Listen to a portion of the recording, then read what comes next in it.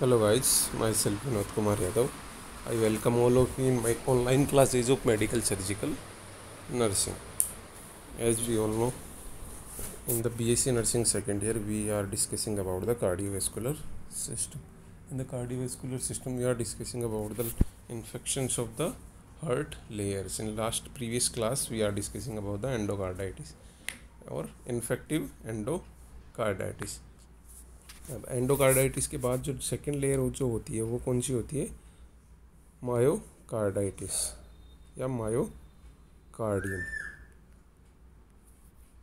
जब मैंने anatomy physiology बताया था तब मैंने बताया था कि मायोकार्डियम दो तरह की हो सकती है, एक normal myocardium and second specialised myocardium. कौन सी? स्पेशलाइज्ड मायोकार्डियम दो तरह की होती है. अब जो नॉर्मल मायोकार्डियम होती है उसके अंदर आती है नॉर्मल एट्रियल और वेंट्रिकुलर मायोकार्डियम. जो एट्रिया की और वेंट्रिकल की जो नॉर्मल मायोकार्डियम लेयर होती है,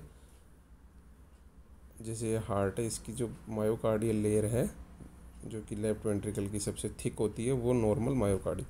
अब स्पेशलाइज्ड मायोकार्डियम के अंदर क्या क्या आता है? स्पेशलाइज्ड मायोकार्डियम के अंदर आता है सबसे पहले SA node, AV node. These all are the parts of myocardium, but they have special features. Purkinje fibers and bundle of His. ये कुछ स्पेशल फीचर्स के साथ अलग मायोकार्डियल सेल्स होती हैं जो कि हार्ट की जो इलेक्ट्रिक एक्टिविटी होती है उसके लिए रेस्पॉन्सिबल होती हैं. अब अपन बात कर रहे हैं कि इन्फेक्शन या inflammation of the myocardium known as myocarditis. किसी भी इन्फेक्शन की वजह से, किसी भी सेकेंडरी कोज की वजह से अगर मायोकार्डियल लेयर का इन्फेक्शन हो रहा है तो उसको क्या बोला जाएगा? मायोकार्डाइटिस. अब मायोकार्डियम जो लेयर होती है ये बहुत स्पेशल होती है. मतलब अगर हार्ट की एक्टिविटी के लिए जो मोस्ट रेस्पॉन्सिबल लेयर है वो है मायोकार्डियम, जो कि हार्ट की कौन सी एक्टिविटी के लिए रेस्पॉन्सिबल होती है? For the diastole and systole. जो डायस्टोलिक और सिस्टोलिक प्रोसेस से हो रहा है उसके लिए रेस्पॉन्सिबल होती है मायोकार्डियम, क्योंकि इसके कॉन्ट्रैक्शन और रिलैक्सेशन की वजह से डायस्टोल और सिस्टोल होता है, जिसकी वजह से जो हार्ट है वो ब्लड को रिसीव कर पाता है और ब्लड को पंप कर पाता है ओनली बिकॉज ऑफ मायोकार्डियम के कॉन्ट्रैक्टाइल फीचर्स की वजह से. अब अगर मायोकार्डियम का कॉन्ट्रैक्टाइल फीचर ही डिस्टर्ब हो जाएगा क्योंकि यहाँ पे इन्फ्लामेशन हो गया या इन्फेक्शन हो गया और साथ में जो इलेक्ट्रिक एक्टिविटी थी वो भी डिस्टर्ब होगी, कॉन्ट्रैक्टिलिटी भी डिस्टर्ब होगी, इलेक्ट्रिक एक्टिविटी भी डिस्टर्ब होगी. तो यहाँ पे इलेक्ट्रिक एक्टिविटी डिस्टर्ब होगी तो उसकी वजह से क्या हो सकता है? एरिथमियाज कोज हो सकते हैं. और कार्डियक कॉन्ट्रैक्टिलिटी अगर डिस्टर्ब होगी तो उसकी वजह से कार्डियक आउटपुट कम हो सकता है और अल्टीमेटली हार्ट फेलियर भी हो सकता है. तो यहाँ पे जो मायोकार्डियम है वो बहुत स्पेशल फीचर के लिए बनी हुई होती है हार्ट की. अगर वो इन्फेक्टेड हो रही है या उसका इन्फ्लामेशन हो रहा है या उसकी स्कारिंग या उसकी सेल्स या टिश्यूज़ डैमेज हो रहे हैं तो उसका बहुत सीवियर इफेक्ट पड़ेगा हार्ट की एक्टिविटी पे. हार्ट प्रॉपरली एक्ट नहीं कर पाएगा. तो अपन मायोकार्डियम में देखते हैं. Myocarditis is an inflammatory process involving the myocardium that is middle layer of the heart. जो कि middle layer of the heart होती है. तीन लेयर्स होती हैं, एंडोकार्डियम, मायोकार्डियम और पेरिकार्डियम. तो जो मिडिल लेयर होती है मायोकार्डियम, जो कि मस्कुलर लेयर होती है, जो कि कॉन्ट्रैक्शन और रिलैक्सेशन के लिए रेस्पॉन्सिबल होती है, उस लेयर में अगर इन्फेक्शन या इन्फ्लामेशन हो रहा है तो उसको क्या बोला जाएगा? Myocarditis. Myocarditis can cause heart dilation. जैसा कि मैंने अभी बताया, अगर मायोकार्डियम का इन्फ्लामेशन होगा तो मायोकार्डियम में के स्कारिंग की वजह से या टिश्यूज़ डैमेज होने की वजह से हार्ट का डायलेशन हो सकता है. डायलेटेड कार्डियोमायोपैथी या डायलेशन ऑफ द हार्ट हो सकता है, जिसकी वजह से हार्ट का चैम्बर का साइज़ बढ़ जाएगा और हार्ट की एक्टिविटी डिस्टर्ब होगी. Second thing, thrombi on the heart valves, जिसको म्यूरल थ्रोम्बाई बोला जाता है. म्यूरल थ्रोम्बाई बोला जाता है जैसे ये हार्ट है तो इसकी सरफेस पे अगर कोई थ्रोम्बस चिपका हुआ है या कोई वेन है उसकी सरफेस पे कोई थ्रोम्बस चिपका हुआ है उसको बोला जाता है म्यूरल थ्रोम्बाई. एक होता है ओक्लूसिव थ्रोम्बस जो कि कम्प्लीटली ब्लॉकेज करके रखता है, एक जो साइड में ही होता है उसको बोला जाता है म्यूरल थ्रोम्बाई. तो यहाँ पे म्यूरल थ्रोम्बाई बना हुआ होता है वो भी मायोकार्डाइटिस की वजह से हो सकता है, और ये फर्दर एम्बोलस बन के और अदर पार्ट्स में भी जा सकता है।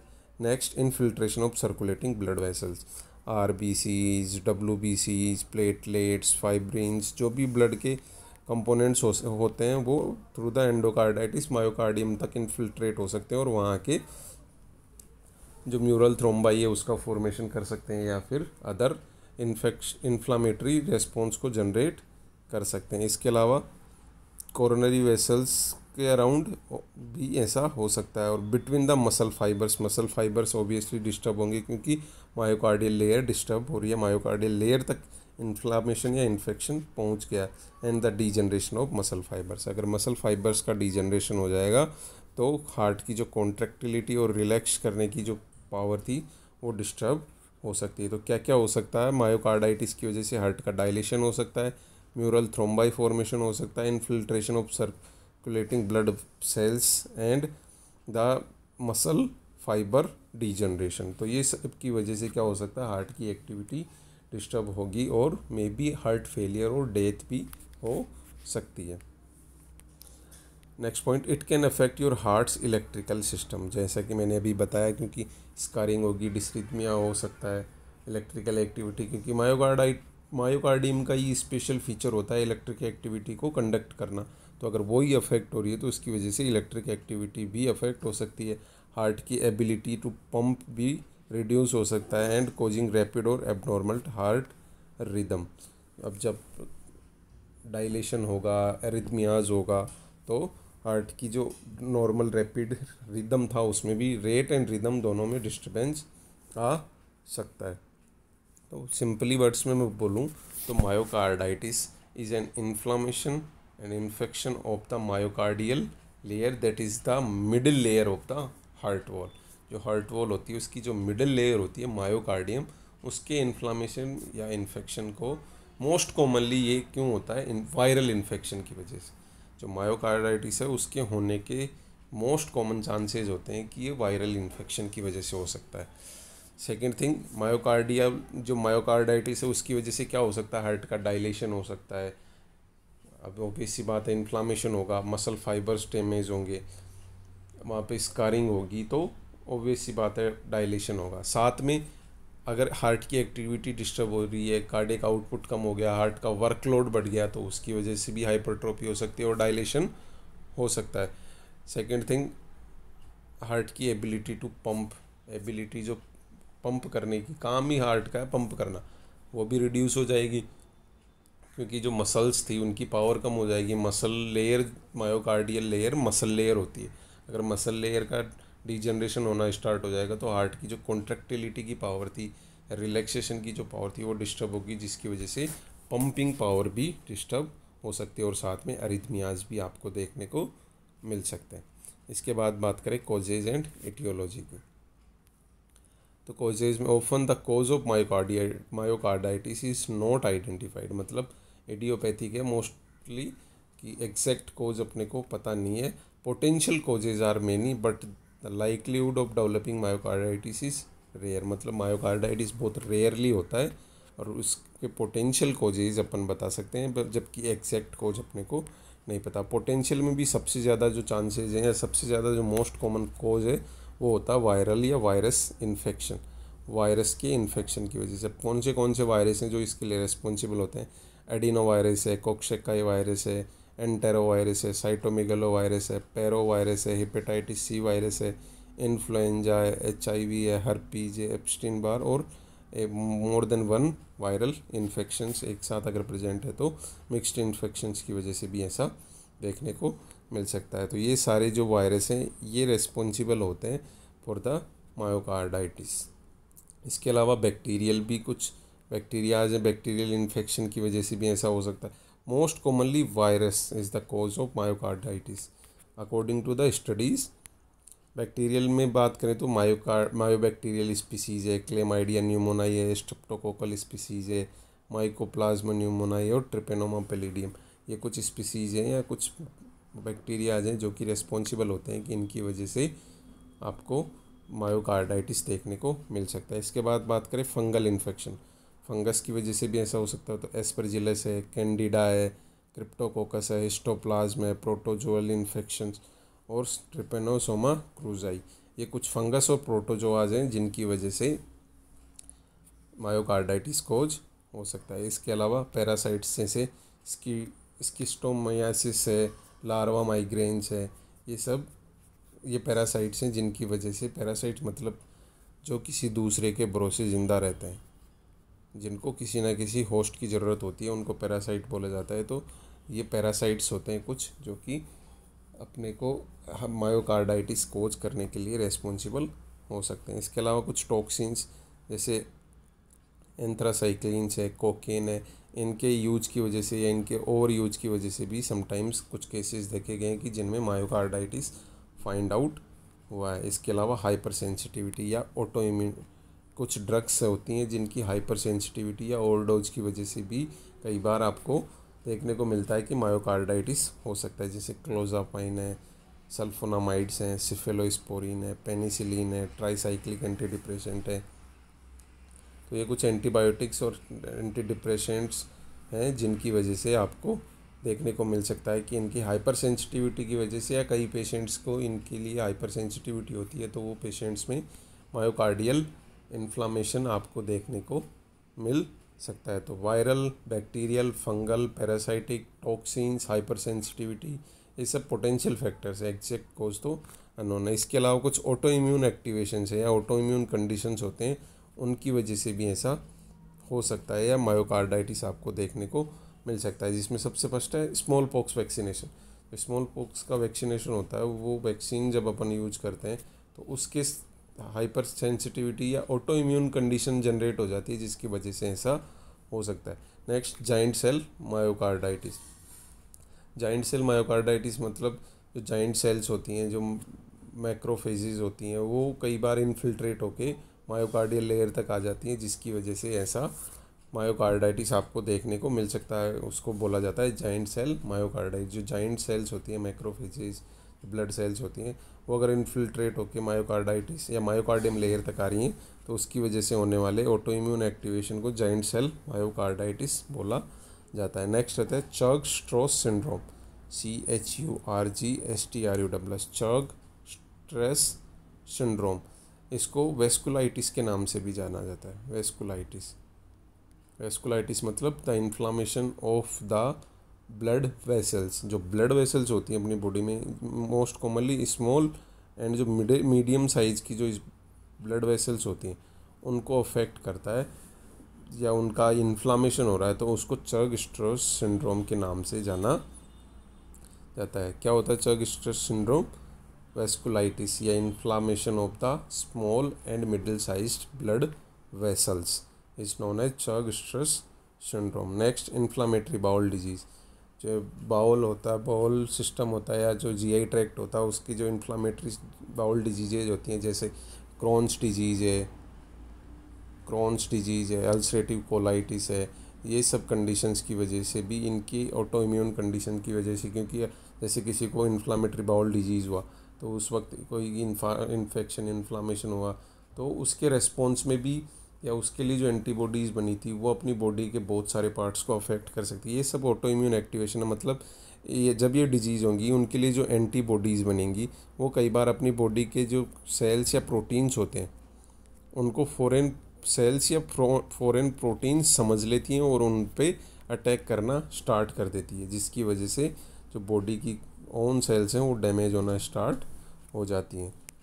इसके बाद सीलिएक डिजीज़, जैसे ग्लूटीन एलर्जी है, तो सीलिएक डिजीज़ जिनमें कि कुछ अपन ऐसा खाते हैं जैसे ग्लूटीन के लिए मैक्सिमम पाया जाता है कि जैसे कई बार बोलते हैं ना गेहूं से एलर्जी है, तो वो वाली डिजीज़ की वजह से भी कई बार ऐसा देखने को मिल सकता है। नेक्स्ट है सारकोइडोसिस।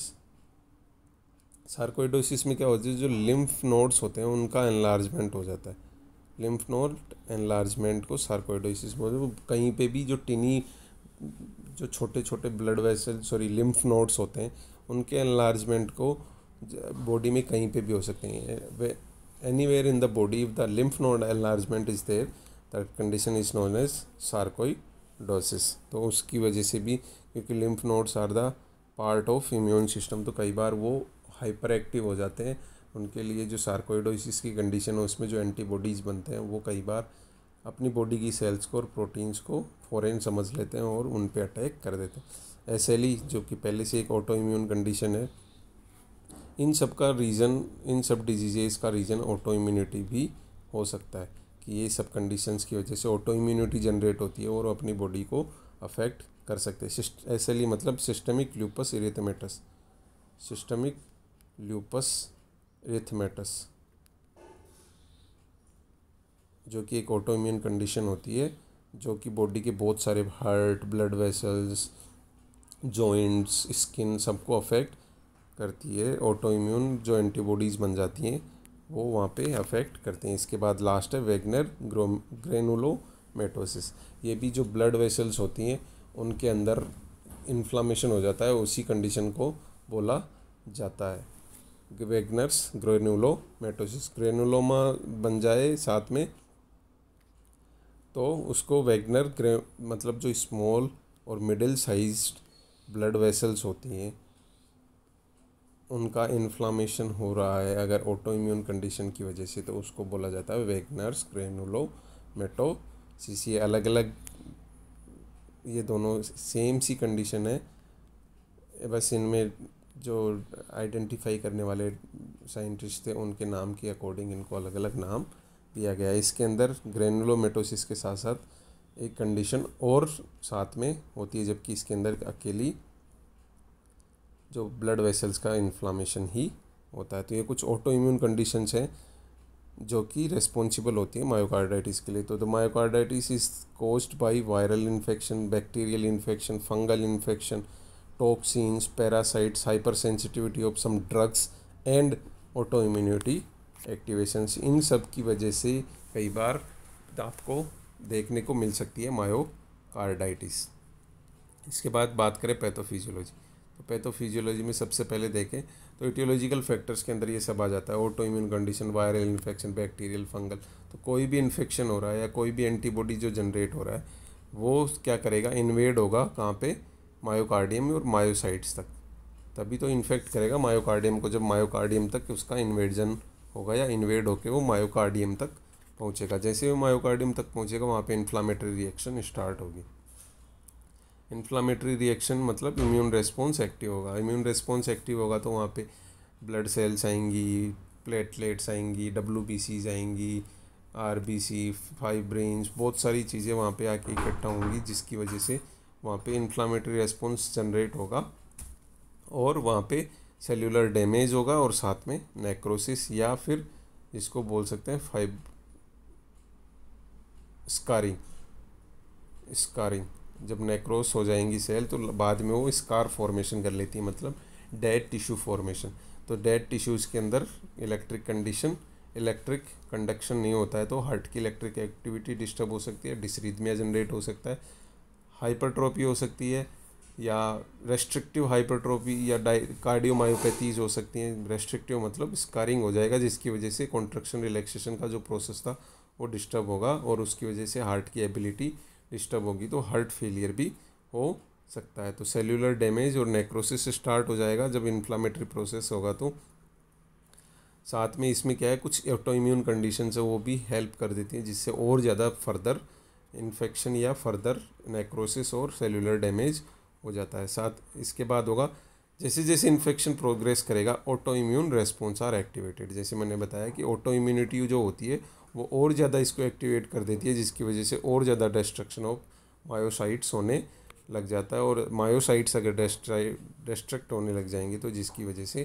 कार्डियोमायोपैथी जनरेट हो सकती है, डिसरिथमियाज हो सकते हैं, कार्डियक मायोपैथी, डिसरिथमिया, हार्ट फेलियर जैसी कंडीशंस आपको देखने को मिल सकती है। लेकिन सबसे पहले वहाँ पे क्या होगा, डायलेटेड कार्डियोमायोपैथी, क्योंकि हार्ट की वर्क फोर्स बढ़ेगा। अगर वर्क बढ़ जाएगा हार्ट का, क्योंकि एक तो डायलेशन होगा, जब भी हार्ट का वर्कलोड बढ़ेगा तो डायलेशन होगा, क्योंकि हार्ट को ज़्यादा काम करना पड़ेगा तो इसकी सेल्स की हाइपरट्रोपी होगी, तो वहाँ पे डायलेटेड जो चैम्बर्स हैं वो आपको देखने को मिल सकते हैं। तो डायलेटेड कार्डियोमायोपैथी होगी तो वहाँ पे ब्लड का स्टोरेज ज़्यादा होने लग जाएगा। अगर ब्लड स्टोरेज ज़्यादा होने लग जाएगा तो कार्डियक जो एंड डायस्टोलिक वॉल्यूम है वो बढ़ जाएगा, उसकी वजह से कार्डियक आउटपुट कम हो जाएगा। कार्डियक क्योंकि कॉन्ट्रैक्ट होने के लिए स्पेस कम मिलेगा, कार्डियक आउटपुट कम होगा तो धीरे धीरे प्रेशर बढ़ने लग जाएगा और वहाँ पे हार्ट फेलियर आपको देखने को मिल सकता है। तो सिंपली ये पैथोफिजियोलॉजी, अगर इसको और डिटेल में मैं बताना चाहूँ तो वायरल इन्फेक्शन हुआ जिसकी वजह से इन्फ्लामेशन एंड इंजरी हुई। जब भी कोई इन्फेक्शन होगा, इन्फ्लामेशन होगा तो इन्फ्लामेशन एंड इंजरी। अब जब इन्फ्लामेशन हो रहा है किसी सेल्स का तो वो सेल्स स्कारिंग या डिस्ट्रक्शन, जैसे मैंने बताया नेक्रोसिस होगा, नेक्रोसिस के बाद वो स्कार टिश्यूज़ में कन्वर्ट हो जाते हैं तो स्कारिंग होगी। अब स्कार टिश्यूज़ डेड टिश्यूज़ होते हैं जिनके अंदर किसी तरह की कोई एक्टिविटी नहीं होती है, तो स्कार की वजह से वहाँ पे जो इलेक्ट्रिकल कंडक्शन था, इलेक्ट्रिक एक्टिविटीज़ हो रही थी हार्ट के अंदर, वो भी नहीं होंगी उन स्कार टिश्यूज़ में। तो उसकी वजह से क्या हो सकता है, डिसरिथमिया आ जाए, और अगर ये डिसरिथमिया बहुत ज़्यादा सीवियर हो गया तो ये कंजेस्टिव हार्ट फेलियर कोज कर सकता है। साथ में फर्स्ट थिंग कि इन्फ्लामेशन एंड इंजरी हुई, स्कारिंग हुआ, डिसरिथमिया और कंजेस्टिव हार्ट फेलियर हो सकता है। सेकंड, जब इन्फ्लामेशन एंड इंजरी होगी तो कार्डियक मायोकार्डियम की जो कॉन्ट्रैक्टिलिटी थी, जिस पावर से पहले कॉन्ट्रैक्ट कर पा रहा था उस पावर से कॉन्ट्रैक्ट नहीं कर पाएगा। इन्फ्लामेशन हो रहा है, स्कारिंग हो रहा है तो कॉन्ट्रैक्टिलिटी डिस्टर्ब होगी। अब ये होगा तो हार्ट एनलार्ज होगा, हार्ट का साइज़ बढ़ जाएगा, हाइपरट्रोफी होगी। जब हाइपरट्रोफी होगी तो जैसे मान लो पहले हार्ट का साइज़ था ये, अब हार्ट का साइज़ हो गया है, बढ़ गया है, हाइपरट्रोफी हो गई है, मतलब हार्ट का जो चैम्बर था उसका साइज़ बढ़ गया है। पहले ये साइज़ था, फिर बाद में हार्ट का साइज़ बढ़ के एनलार्ज साइज़ हो गया हार्ट का।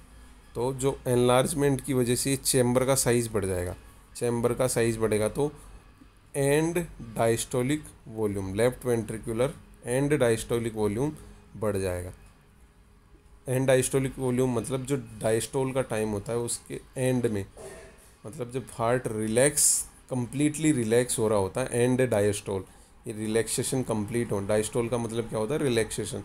तो डायस्टोलिक वॉल्यूम कम हो, वहाँ पे बहुत कम होना चाहिए कि हार्ट का इतना पावर होती है कि वो पंप कर देता है, एट्रियम से ब्लड आता है उसको अप्रोक्स 70% ब्लड को पंप कर देता है एरोटा में, थोड़ा बहुत ब्लड ही बचता है। लेकिन यहाँ पे क्या है, हार्ट का साइज़ बहुत बड़ा है तो पंप करने, और साथ में कॉन्ट्रैक्टिलिटी है कम, साइज़ है बड़ा, तो यहाँ पे जो ब्लड का जो एंड डायस्टोलिक वॉल्यूम, जो रिलैक्सेशन के टाइम पे, मतलब अब एट्रियम से ब्लड आने वाला है, एट्रियम से ब्लड आने वाला है, हार्ट ने पंप कर दिया, पंप करने के बाद रिलैक्स हो गया है वेंट्रिकल, अब एट्रियम कॉन्ट्रैक्ट होगा और ऊपर से ब्लड आएगा। लेकिन यहाँ पे पहले जो इतना ही ब्लड होना चाहिए था, अब वो इतना भरा हुआ ब्लड, तो एट्रियम से ब्लड कम आएगा क्योंकि यहाँ स्पेस कम है।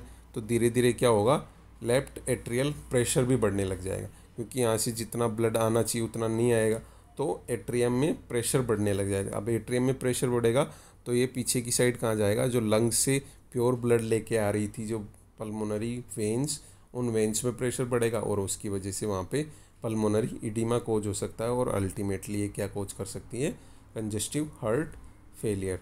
अब हार्ट एनलार्ज हो गया, left ventricular and diastolic volume बढ़ गया, जैसे मैंने अभी बताया कि यहाँ पे हार्ट के साइज़ बढ़ने की वजह से, हार्ट का साइज़ बढ़ने की वजह से, जो हार्ट का साइज़ पहले छोटा था वो हार्ट का साइज़ अब गया है बढ़, जिसकी वजह से एंड डायस्टोलिक वॉल्यूम गया है बढ़, एंड डायस्टोलिक वॉल्यूम ज़्यादा हो जाएगा।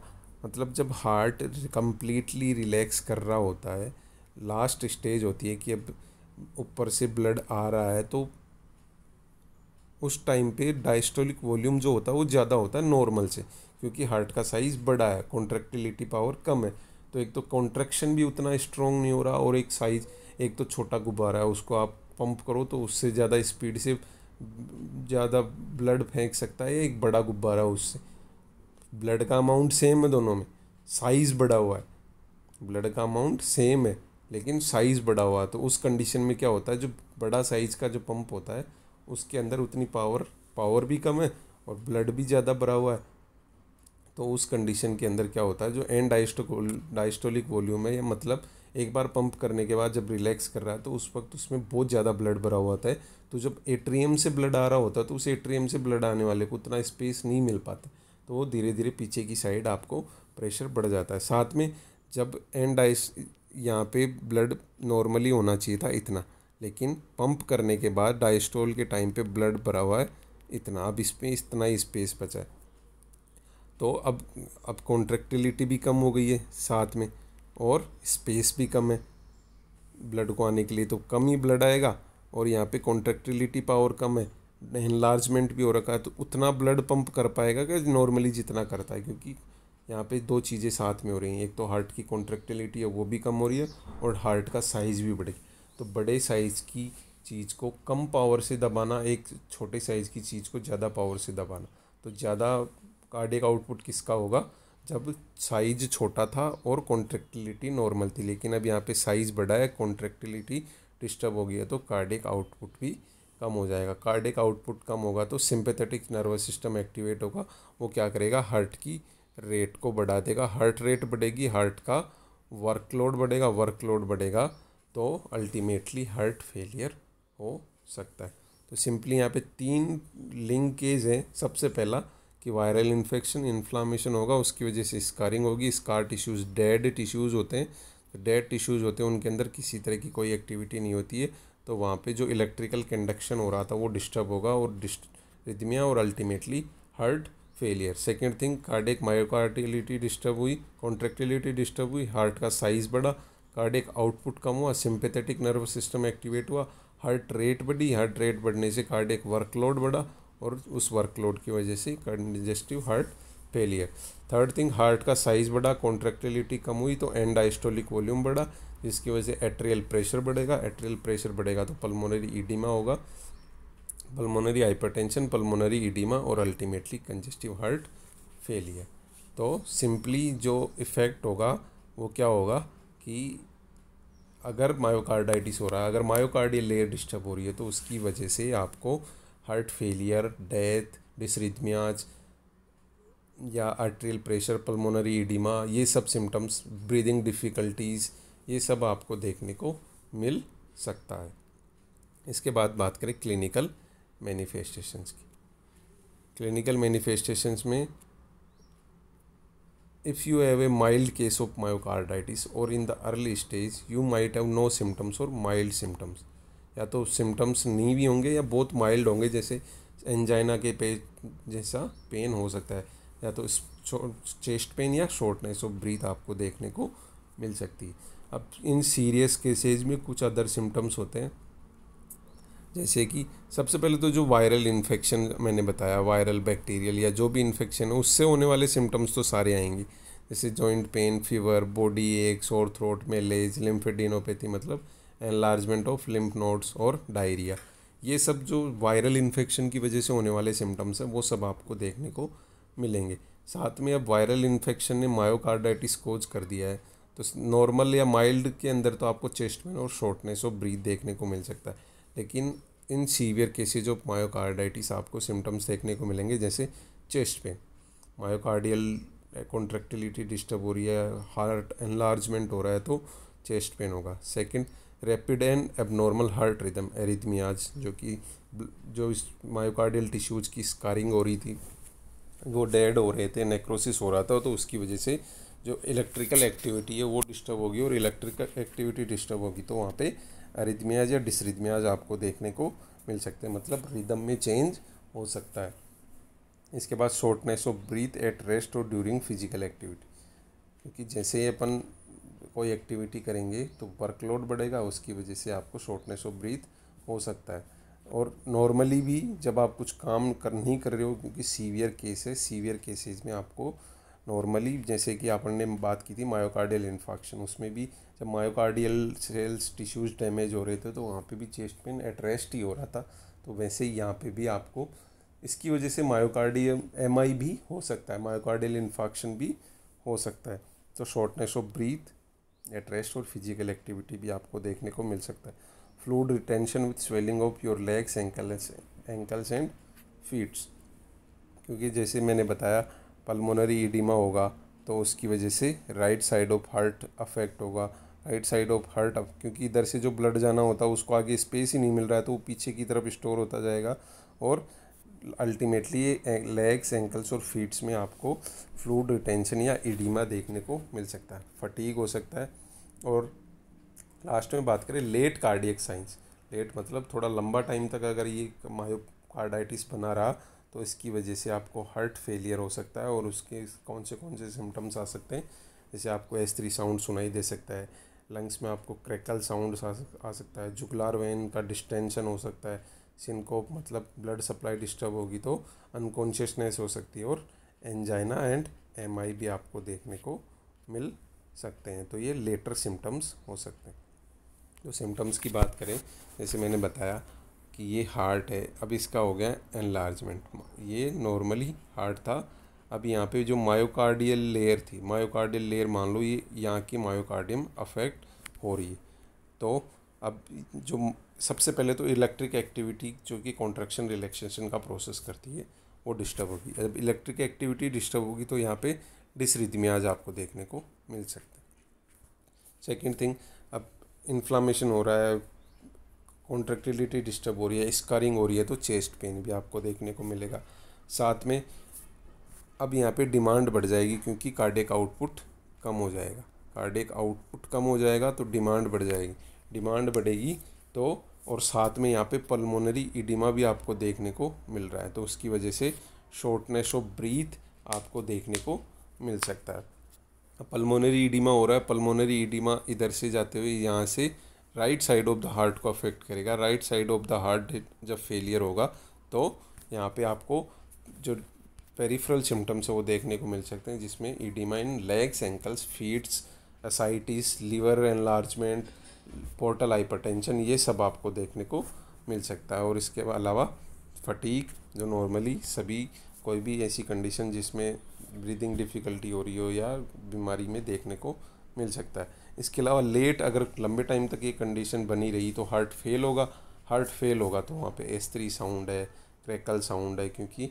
पल्मोनरी इडिमा है तो क्रैकल साउंड सुनाई दे सकता है। जुगुलार वेन का डिस्टेंशन होगा क्योंकि, और साथ में जो लेग्स, एंकल्स, फीट हैं ये भी हो रहा है तो जुगुलार वेन डिस्टेंशन भी होगा।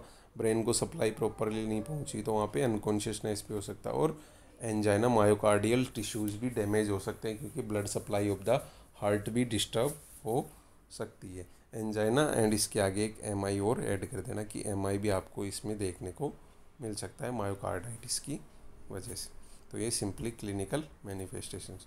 इसके बाद बात करें डायग्नोस्टिक इवैल्यूएशंस। डायग्नोस्टिक इवैल्यूएशन में blood test for the science of infection, chest x-ray, anatomy and potential science of heart failure. क्योंकि जब मैंने बताया था पिछली बार कि जो हार्ट लंग्स होता है, लंग्स का इंडेक्स जो देखा जाता है, थोरेसिक इंडेक्स जिस देखते हैं उसके अंदर जो साइज़ होता है हार्ट का, जो हार्ट का साइज़ होता है वो अगर लंग्स की एक साइड से बड़ा हो जाता है तो हार्ट का जो साइज़ होता है, कंप्लीट साइज़ ऑफ हार्ट जो आपको एक्सरे में देखने को मिलता है, अगर उसका size one side of the lung से ज़्यादा हो जाता है मतलब वहाँ पे हार्ट का एनलार्जमेंट हो गया है।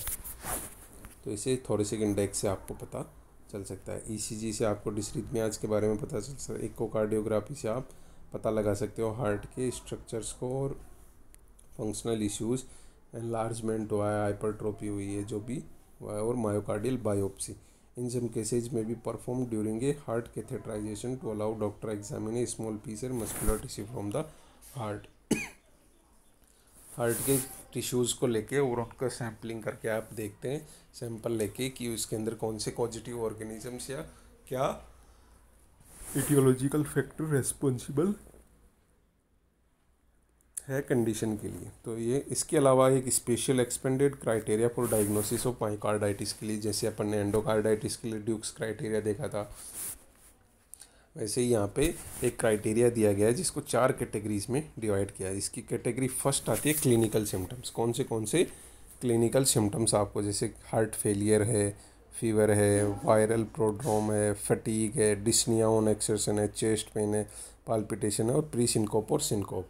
तो ये कुछ क्लिनिकल सिम्टम्स है जो कि आपको डिनोट करते हैं कि मे बी वहाँ पे मायोकार्डाइटिस हो सकता है। तो कैटेगरी फर्स्ट में आपको क्लिनिकल सिम्टम्स दिखेंगे। सेकंड कैटेगरी आती है जिसके अंदर आपको evidence of cardiac structural functional perturbation in the absence of regional coronary ischaemia, मतलब कोरोनरी इस्चीमिया आपको नहीं दिख रहा है लेकिन फिर भी स्ट्रक्चरल और फंक्शनल चेंजेज आ रहे हैं। अब अगर इस्चीमिया वहाँ पे है तो मे भी एमआई एंजाइना हो सकता है, कार्डियक ब्लड सप्लाई डिस्टर्ब हो सकती है। लेकिन अगर आपको वो भी नहीं, उसकी एब्सेंस है, फिर भी स्ट्रक्चरल और फंक्शनल डिस्टर्बेंस आ रहे हैं, तो वहाँ पे आपको इकोकार्डियोग्राफी के एविडेंस चाहिए। रीजनल वाल मोशन एबनॉर्मलिटी, जो वाल्स हैं उनकी जो मोशंस हो रहे हैं या जिनको एक्टिविटी है उनकी एबनॉर्मलिटीज़ आप देख सकते हो इकोकार्डियोग्राफी में। साथ में कार्डियक डायलेशन हो रहा है, रीजनल कार्डियक हाइपरट्रोफी हो रही है।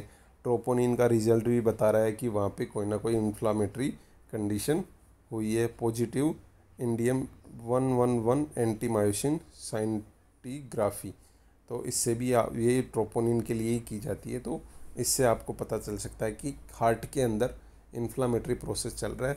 अपन नॉर्मली जब बात करते हैं एमआई और एंजाइना में, वहाँ पे ट्रोपोनिन टी, ट्रोपोनिन आई किया जाता है, तो उससे पता चलता है कि वो इन्फ्लामेशन हो रहा है। लेकिन वहाँ पे अपने को एब्सेंस दिख रही है कि कोई इस्चीमिया नहीं है, कोरोनरी इस्चीमिया नहीं है, फिर भी ट्रोपोनिन का लेवल बढ़ा हुआ आ रहा है, कार्डियक डायलेशन हो रहा है, मोशन एबनॉर्मलिटीज़ हैं। तो और नॉर्मल कोरोनरी एंजियोग्राफी आ रही है, लेकिन absence of reversible ischaemia by coronary distribution और परफ्यूजन स्कैन। परफ्यूजन स्कैन में आपको दिख रहा है कि इस्चीमिया एब्सेंस है। तो आपको कैसे पता चलेगा कि वहाँ पे क्या कंडीशन हुई है, क्योंकि आपको ये इसमें कुछ वायरल प्रोड्रोम, फीवर, फटीग, ये इन सिम्टम से आपको कुछ अलग सा एक आइडिया लगेगा, क्योंकि ये जो अदर सिम्टम्स है आपको एंजाइना और एमआई में देखने को मिल सकते हैं, पर इसमें फीवर है, वायरल प्रोड्रोम है, फटीग है, ये चीज़ें थोड़ी डिफरेंट है। साथ में आपने सेकंड कैटेगरी देखी, इसके अंदर आपको इस्चीमिया नहीं दिख रहा है, ट्रोपोनिन का लेवल भी बढ़ा हुआ है, कार्डियक डायलेशन भी हो रहा है, मोशन एबनॉर्मलिटीज़ भी हैं, और साथ में कोरोनरी एंजियोग्राफी नॉर्मल आई है। तो इससे आपको थोड़ा सा और आइडिया लगेगा कि यहाँ पे क्या हो सकता है। इसके बाद थर्ड कैटेगरी आती है कार्डियक एमआरआई, जिसके अंदर आपको देखने को मिलेगा इंक्रीज्ड मायोकार्डियल T2 सिग्नल और inversion recovery sequence, and second delayed contrast enhancement following gadolinium diethylene triamine penta acetic acid infusion. तो ये जो DTPA आप है, इसका इन्फ्यूज़न करोगे तो आपको वहाँ पे डिलेड कॉन्ट्रास्ट एनहेंसमेंट दिखेगा। डिलेड मतलब थोड़ा लेट हो जाएगा प्रोसेस। तो आपको कार्डियक एमआरआई जो करके देखोगे, इसके अंदर ये दोनों रिजल्ट आपको देखने को मिलेंगे। इसके बाद लास्ट कैटेगरी आती है, कैटेगरी 4, जिसके अंदर अपन क्या करते हैं, मायोकार्डियल बायोप्सी करते हैं, पैथोलॉजिकल मॉलिक्यूलर एनालिसिस करते हैं। इसमें अपने को दिखता है कि pathological finding completely with Dallas criteria. एक डलास क्राइटेरिया होता है, वो आपको मैं इसमें नहीं डाला है, मैं आपको पीपीटी में अलग से डाल के बता दूंगा कि डलास क्राइटेरिया क्या होता है। Presence of viral genome by PCR in situ hybridization में आपको पता चला है कि वहाँ पे कोई ना कोई वायरल जीनोम प्रेजेंट है। मायोकार्डियल बायोप्सी, जब आपने कही मायोकार्डियल के टिश्यूज़ लिए और उसकी बायोप्सी करी, तब आपको पता चला कि वहाँ पे वायरल प्रेजेंस है। तो आपने ये चारों कैटेगरीज को डिसाइड किया, पहले पेशेंट के अकॉर्डिंग चारों कैटेगरीज का डायग्नोसिस किया। अब इनमें से कितनी कैटेगरीज प्रेजेंट हों ताकि आपको आइडिया लग सके। अगर suggestive of myocarditis 2 positive categories, अगर इन चारों में से 2 पॉजिटिव कैटेगरीज आ रही है तो मे बी वहाँ पे सजेस्टिव है कि मायोकार्डाइटिस हो सकता है। थर्ड, अगर 3 पॉजिटिव कैटेगरीज आ रही तो कंपेटिबल विथ मायोकार्डाइटिस की मतलब कार्डाइटिस है। और अगर हाई प्रायोरिटी है कि कंफर्मेशन है, तो चारों कैटेगरीज अगर पॉजिटिव आ रही है तो मतलब वहाँ पे मायोकार्डाइटिस है ही है। तो आपको ये जो कैटेगरीज हैं इनमें क्लिनिकल सिम्टम्स, सेकंड में आपने देखा कार्डियक स्ट्रक्चरल फंक्शनल डिस्टर्बेंस है विदाउट कोरोनरी इस्चीमिया, क्योंकि कोरोनरी इस्चीमिया में ऐसा देखने को मिलता है, लेकिन आपको वहाँ पे एंजियोग्राफी में भी कोई डिस्टर्बेंस नहीं या कोई फाइंडिंग्स नहीं आ रही है, और कोरोनरी इस्चीमिया की भी कोई साइंस नहीं है, फिर भी मायोकार्डियल डैमेज हो रहा है, मायोकार्डियल स्ट्रक्चरल फंक्शनल डिस्टर्बेंस आ रहे हैं। थर्ड, कार्डियक एमआरआई करी तो उसके अंदर भी आपको कुछ चेंजेज दिखाई दिए, और फोर्थ बायोप्सी करी तो वहाँ पे आपको वायरल प्रेजेंस भी आपको दिखी है। तो इन सब चीज़ों से आपको आइडिया लग सकता है कि आपको मायोकार्डाइटिस है या नहीं है। तो ये एक एक्सपेंडेड क्राइटेरिया है जो आपको बताया गया है। इसके बाद आता है मैनेजमेंट। मैनेजमेंट की बात करें तो स्पेशली इसके लिए कोई मैनेजमेंट नहीं बना है अभी तक, बस इसको सिम्टोमेटिक या इसकी कॉम्प्लिकेशंस को कवर अप करने के लिए आपको ट्रीट करना पड़ता है, बट मायोकार्डाइटिस के लिए कोई स्पेसिफिक ट्रीटमेंट अभी तक नहीं एस्टेब्लिश हुआ है। तो the specific treatment for myocarditis has not to be established, इसको has not to be established and treatment usually consist of managing associated cardiac decompensation. जो एसोसिएटेड डिकम्पनसेशन हो रहे हैं उनको मैनेज करने के लिए आपको ट्रीटमेंट देना है। जैसे सबसे पहले बात करें तो oxygen therapy, bed rest and restricted activity to are general supporting measures, क्योंकि जो ब्रीदिंग डिफ़िकल्टी हो रही है या ऑक्सीजन की डिमांड बढ़ रही है तो ऑक्सीजन थेरेपी दे के अपन उसको ट्रीट कर सकते हैं। बेड रेस्ट और रेस्ट्रिक्टेड एक्टिविटी करने से क्या होगा कि हार्ट का वर्कलोड कम होगा, वर्कलोड कम होगा तो हार्ट को काम करना कम पड़ेगा और उसकी वजह से हार्ट फेलियर होने के चांसेस कम हो जाएंगे। इसके बाद नेक्स्ट है लेनोक्सेन, जो कि वेंट्रिकुलर फेलियर को ट्रीट करने के लिए दी जाती है। लेनोक्सेन जो क्या काम करती है, ये करती है मायोकार्डियल कॉन्ट्रैक्टिलिटी को बढ़ा देती है और रेट को रिड्यूस कर, मतलब रेट तो कम कर देगी लेकिन कॉन्ट्रैक्शन की जो पावर है उसको बढ़ा देगी। अब जब कॉन्ट्रैक्शन की पावर बढ़ेगी, रेट कम रहेगी, तो कार्डियक आउटपुट जो है वो मेंटेन या कार्डियक आउटपुट बढ़ सकता है या बढ़ेगा, कार्डियक आउटपुट बढ़ेगा। नेक्स्ट है digoxin. Digoxin cardiac heart rate को कम करना और कॉन्ट्रैक्टिलिटी को बढ़ाना, ये दो काम करते हैं। लेकिन कई बार क्या होता है, इसके साइड इफ़ेक्ट्स होते हैं। जिन पेशेंट्स में 60 से कम चली जाती है तो उन अपन वहाँ पे डिजोक्सिन अवॉइड करते हैं, तो डिजोक्सिन अपन ज़्यादा यूज़ नहीं करते अगर पेशेंट को इसकी वजह से कॉम्प्लिकेशंस हो सकती हैं। तो ये भी, इसका भी डिजोक्सिन का काम भी क्या है, कॉन्ट्रैक्टिलिटी को बढ़ाना और हार्ट रेट को कम करना। साथ नेक्स्ट वेसोडाइलेटर्स, वेसल्स को डायलेट करने के लिए वेसोडाइलेटर्स दे सकते हैं। ACE inhibitors and ARBs, angiotensin receptor blockers और एंजियोटेंसिन कन्वर्टिंग एंजाइम इनिबिटर्स। साथ में बीटा ब्लॉकर्स जो कि हार्ट रेट को कम कर सकते हैं। डायूरेटिक्स जो ईडिमा हो रहा है उसको रिलीव करने के लिए।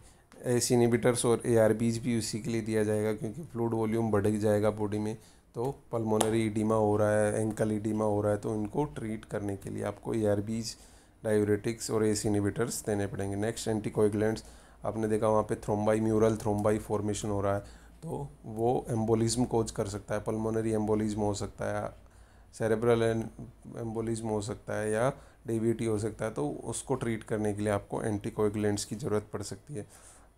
ऑटो इम्यून कंडीशंस को की वजह से भी ऐसा हो रहा है तो आपको इम्यून सप्रेसिव थेरेपी भी देने को ज़रूरत पड़ सकता है। और लास्ट में एंटीवायरल एजेंट्स, क्योंकि वायरल इन्फेक्शन की वजह से अगर हो रहा है तो एंटीवायरल एजेंट्स आपको देने पड़ सकते हैं, जैसे रिबाविरिन है, अल्फा इंटरफेरोन है, ये सब एंटीवायरल एजेंट्स आपको देने को ज़रूरत पड़ सकता है। तो ये मैनेजमेंट है जो कि इसकी जो या डिसरिथमियाज को ट्रीट करना, हार्ट की एक्टिविटी को बढ़ाना, कॉन्ट्रैक्टिलिटी बढ़ाना, हार्ट की रेट को कम करना, साथ में ऑक्सीजन की डिमांड को पूरी करना, रेस्ट करवाना, एक्टिविटीज़ को कम करना ताकि वर्कलोड कम हो सके। जो हार्ट में फ्लूइड रिटेंशन जो बॉडी में फ्लूइड रिटेंशन हो रखा है उसको ट्रीट करने के लिए डायूरेटिक्स, एस इनिबिटर्स, ARBs देना ताकि डायूरेसिस को बढ़ाया जा सके।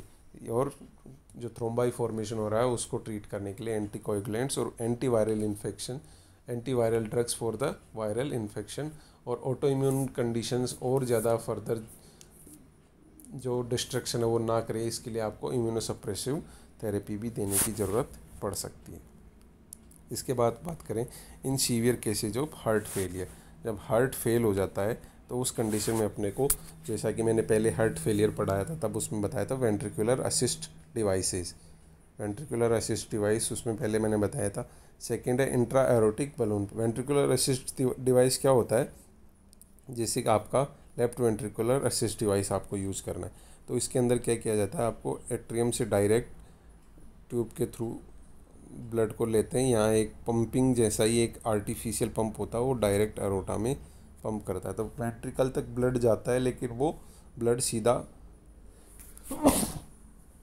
वेंट्रिकल का ब्लड है वो जो इलेक्ट्रिक डिवाइस लगाया हुआ है बाहर उसके अंदर जाता है, वो पंप करता है क्योंकि जो वेंट्रिकल की कॉन्ट्रैक्टिलिटी पावर है वो डिस्टर्ब हो गई और एनलार्जमेंट भी हो गया, तो उसकी वजह से वेंट्रिकुलर का फंक्शन लॉस हो जाएगा।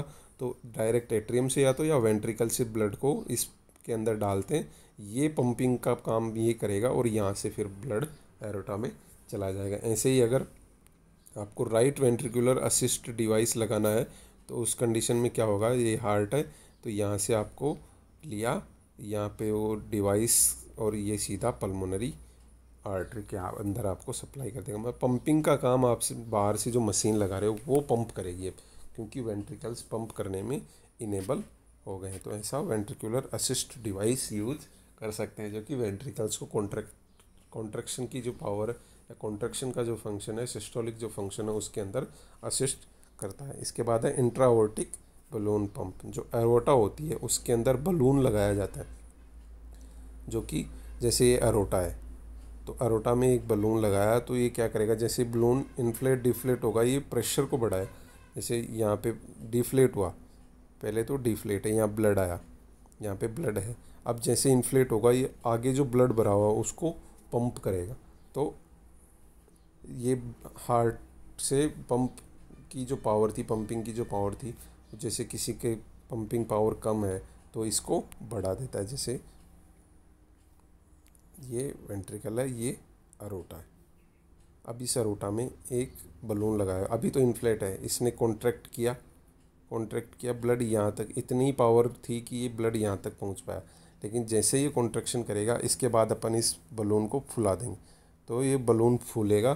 तो इस बलून के फूलने की वजह से भी एक पावर जनरेट होगी जिसकी वजह से ये ब्लड को पंप करेगा। तो उसको क्या बोला जाता है, इंट्रा एरोटिक बलून पंप, जो कि अरोटा में लगाया जाता है। और बलून जब इन्फ्लेट डिफ्लेट होता है तो ये जो प्रेशर है उसको या जो पावर है पंपिंग की उसको बढ़ा देता है। इसके बाद आता है extra corporal membranes oxygenation, ECMO। ये जो हार्ट से डायरेक्ट ब्लड को लिया जाता है, जैसे पल्मोनरी इडीमा, हार्ट या लंग फेलियर हो जाता है तो उस कंडीशन के अंदर क्या होता है, डायरेक्ट हार्ट से ECMO में जाता है ब्लड, वहाँ पे ऑक्सीजन कार्बन डाइऑक्साइड बाहर निकलती है और ऑक्सीजन अंदर आती है और इससे वापस हार्ट में डाल दिया जाए। जो ECMO मशीन होती है वो क्या करती है, ऑक्सीजन डालती है और वहाँ पे कार्बन डाइऑक्साइड को बाहर निकाल देती है। तो इससे जो ऑक्सीजन कार्बन डाइऑक्साइड का जो एक्सचेंज है वो मेंटेन रहता है और इसकी जो ऑक्सीजन की डिमांड है वो प्रॉपर ठीक हो सकती है। तो ECMO मशीन पे भी जब हार्ट ट्रांसप्लांट किया जाता है तब भी ECMO मशीन यूज की जाती है, ताकि हार्ट का जो लंग से कनेक्शन है उसको हटा के ECMO पे डाल दिया जाता है। ECMO अब ऑक्सीजन प्रोवाइड करता रहता है और कार्बन डाइऑक्साइड को बाहर निकालता रहता है। तो गाइस ये था myocarditis, inflammation of the myocardium layer, जो कि हार्ट की मिडिल, हार्ट वॉल की मिडिल लेयर होती है मायोकार्डाइटिस, मायोकार्डियल लेयर, उसका इन्फ्लामेशन हो रहा है तो उस कंडीशन को क्या बोला जाता है, मायोकार्डाइटिस। मेनली वायरल इन्फेक्शन की वजह से होती है, लेकिन bacteria, fungus, parasite, toxins, hyper sensitivity of drugs and auto immune conditions भी इसके लिए रेस्पॉन्सिबल हो सकती हैं। पैथोफिजियोलॉजी की बात करें तो सिंपली जब इन्फेक्शन होगा या इन्फ्लामेशन होगा तो इन्फ्लामेटरी कंडीशन जब जनरेट होती है तो वहाँ पे जो टिश्यूज़ है उनका स्कारिंग होगा तो वहाँ पे हाइपरट्रोपी हो सकती है, हाइपरट्रोपी होगी, एनलार्जमेंट होगा, कार्डियक कॉन्ट्रैक्टिलिटी डिस्टर्ब होगी, डिसरिथमियाज हो सकता है।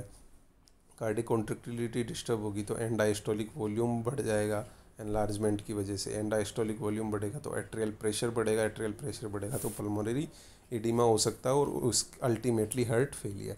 इसके अलावा जब हार्ट एनलार्जमेंट होगा तो कार्डियक आउटपुट कम होगा, कार्डियक आउटपुट कम होगा तो सिंपैथेटिक नर्वस सिस्टम एक्टिवेट होगा और वो क्या करेगा, हार्ट रेट को बढ़ाएगा, हार्ट रेट बढ़ेगी तो हार्ट पे वर्कलोड बढ़ेगा तो फर्दर और डायलेशन हो सकता है और अल्टीमेटली हार्ट फेलियर हो सकता है।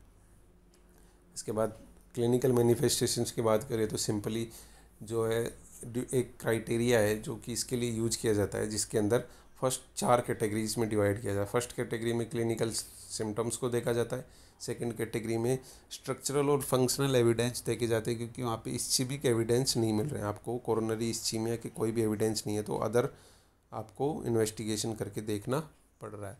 थर्ड कैटेगरी के अंदर एमआरआई करके देख रहे हैं और फोर्थ कैटेगरी में बायोप्सी कर रहे हैं।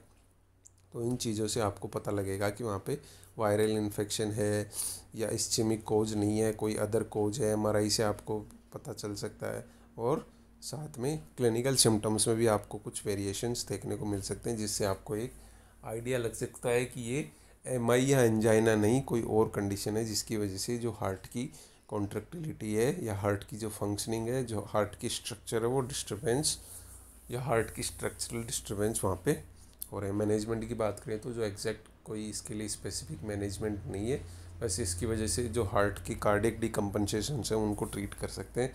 जैसे हार्ट रेट कम कर दी बीटा ब्लॉकर दे के, डिजॉक्सिन दे के, एनानोक्सोन दे के, लेनोक्सोन दे के, ये सब क्या करते हैं, कॉन्ट्रैक्टिलिटी को तो बढ़ा देते हैं जिससे कि कार्डियक आउटपुट बढ़ेगा और साथ में हार्ट रेट कम कर देते हैं। रेट कम होगी तो वर्कलोड कम हो। एक तो 1 मिनट में 50-100 बार पंप कर रहा था और एक में 70 टाइम्स ही पंप कर रहा है, तो वर्कलोड कम होगा, कॉन्ट्रैक्टिलिटी बढ़ेगी तो कार्डियक आउटपुट भी मेंटेन होगा। और साथ में डायूरेटिक्स है, एस इनहिबिटर्स हैं, वेसोडाइलेटर्स हैं, वो सब देके अपन जो फ्लूइड रिटेंशन हो रखा है, इडीमा हो रखी है, उसको ट्रीट कर सकते हैं। तो ये था। इसके अलावा कुछ सर्जिकल ट्रीटमेंट्स की बात करें तो intra aortic balloon pump, ventricular assist device और इक्मो का यूज भी किया जा सकता है और हार्ट ट्रांसप्लांटेशन भी कर सकते हैं। तो गाइस ये था myocarditis. Thank you for listening me. अगर समझ में आया हो, अच्छा लगा हो तो like, share and subscribe on my YouTube channel. Share with your friends. Thank you.